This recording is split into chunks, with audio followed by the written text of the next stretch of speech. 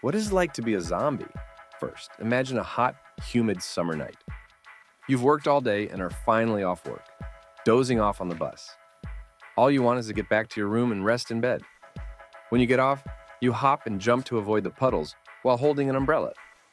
Unluckily, right by the garbage heap you pass every day, a car with awful manners speeds by and splashes you with dirty water. You curse that car under your breath, but it's already driven far away. Just like when you complain about your boss, you only dare to open your mouth when they can't hear. Right then, a strange fatigue suddenly wells up and your knees go soft. You think, never mind, go home and sleep early. Tomorrow will be better. The next day, you struggle to get out of bed because you barely slept a few hours last night. Your calves are so itchy you scratched all night. Sitting on your bed with legs crossed, you see your legs are scratched bloody. Those damn mosquitoes again, you think, as you take out the half-used tube of red ointment from the drawer and put it on, then go to work.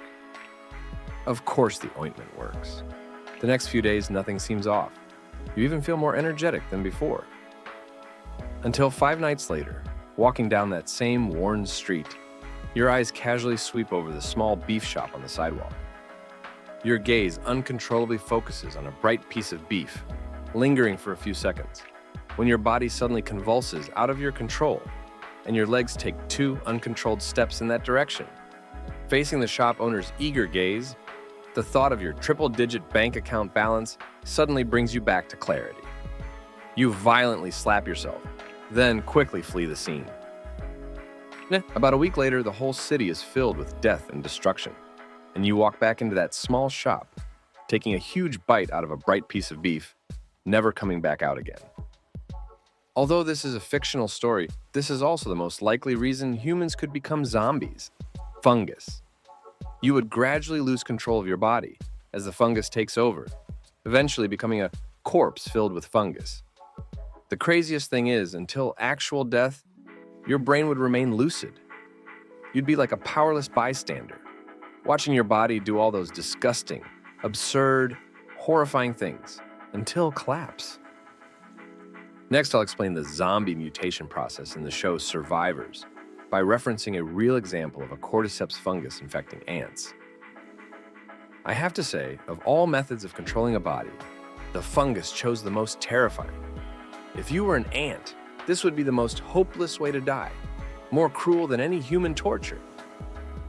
Finally, I'll tell you if this could actually happen to humans. There are actually many organisms on Earth that can control their hosts, like nematodes, that make crickets drown themselves in water. The emerald cockroach wasp can drug roaches to forget how to escape, while continually cleaning out their bodies to make it easier to drag them back to its nest and eat them. Leucochloridium, fluke worms, make snails keep climbing to high, dangerous places until they get eaten by a passing bird. Don't think this only happens to bugs. Toxoplasma gondii can parasite rats and make them attracted to the smell of cat urine, causing them to run to cats and get killed. A 2021 study found it makes infected humans attracted to cat urine too, though oddly it only works on men and not women.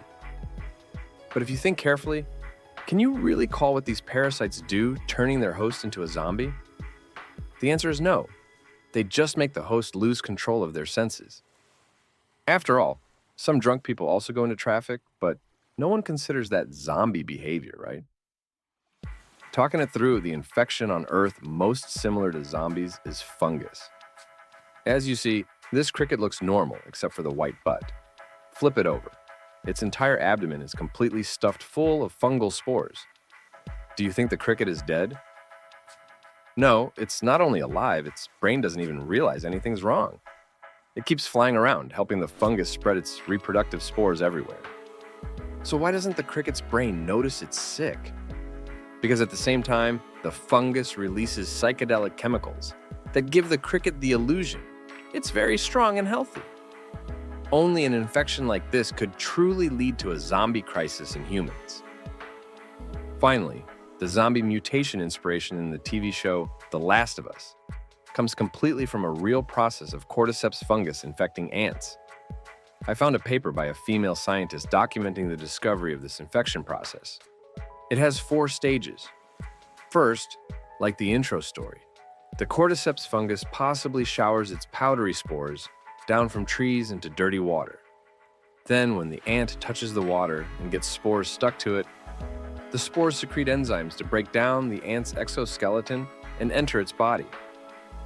After about a 1-week incubation period, the ant will suddenly start having intermittent convulsions, like the U in the story, indicating the cordyceps fungus is awake and ready to work.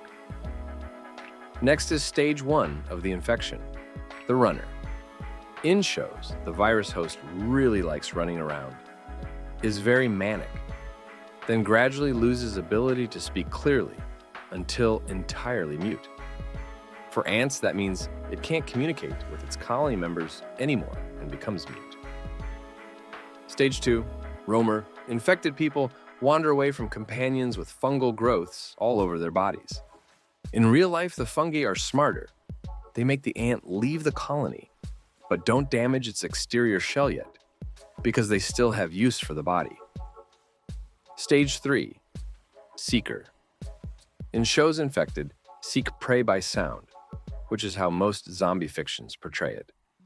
Real ants don't, instead displaying a plant-like trait, phototaxis, compulsively crawling toward bright areas. Why do they head toward bright areas? Watch stage 4. In this stage, infected transform into fungal-filled monsters that throw spores everywhere. That is indeed the way fungi spreads its spores, but the real cordyceps has a cleverer method.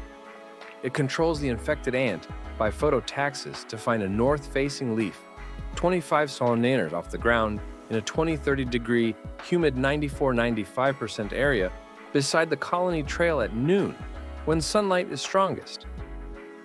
Once on the underside of the leaf, it chooses the thickest vein and bites down tightly. Then it dies. At this point, the fungus bursts out from all over its body, launching a rain of spores onto the many ants returning home below. Curious viewers might ask, fungi don't have brains, so how do they accomplish such complex behaviors? Honestly, scientists still don't know. But I found a 2017 paper that used AI to study infected ants. For a long time, researchers assumed cordyceps fungi controlled ants' brains. Shockingly, the research found, after entering ants' bodies, the fungi leave the brain entirely intact while taking over almost everything else. The fungi infiltrates every inch of muscle with mycelium, directly controlling muscular movement.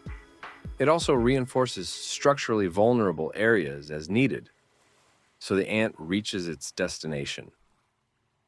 Once there, the fungi specifically strengthen the ant's mandibles, so the infected ant bites the leaf vein tightly without falling. Finally, it completely hollows out the ant's body for nutrients to grow more fungus to infect ants passing under that leaf, reproducing for the next generation. Throughout, infected ants lose all control over their bodies and can't do or say anything as they slowly leave the colony, walking farther and farther away from their comrades toward that lonely death of being eaten away bit by bit. What a hopeless way to die. Though the infected crickets' bodies disappear, at least their brains get substituted so they still fly around happily trying to mate, not realizing what happened. But ants remain fully conscious, helpless, and trapped, as their bodies ignore their colony mates' concern and lead them to murder their own families. Fungal infections in humans aren't uncommon. There's a noteworthy medical case where a man's antibiotic overuse led to gut flora imbalance, giving vaginal yeast a new habitat to take over his kidneys unchecked. The yeast fermented his blood sugar into alcohol, making him constantly drunk no matter what he ate, unable to legally drive any day. As you can expect, his lifespan was shortened. Additionally, 2 accidents coinciding on Earth over time leave me concerned. One is rapid man-made global warming, letting wild fungi gradually adapt to higher temperatures. The other is the slow generational decline in humans' average body temperature. Why are these accidents important? When you understand the terrifying evolutionary process of cordyceps, you'll get why. Genetic research found the cordyceps that controls ants evolved from ancient varieties that originally parasitized beetle larvae and had no complex control abilities.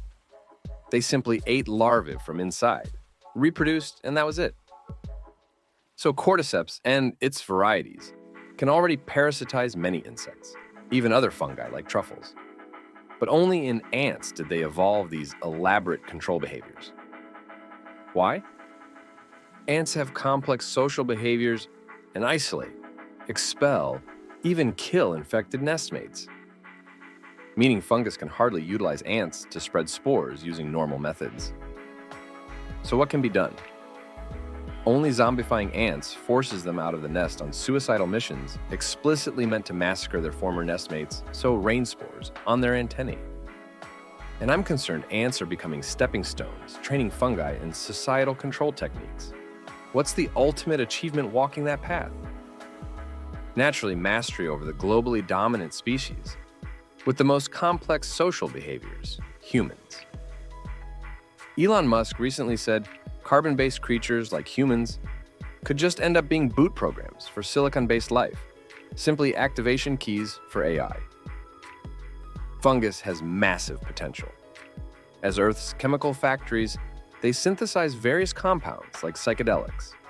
Life-saving penicillin and cephalosporins are also fungal products. So if humans focus research efforts into fungi, perhaps one day fungi's ant control techniques could hugely benefit mankind.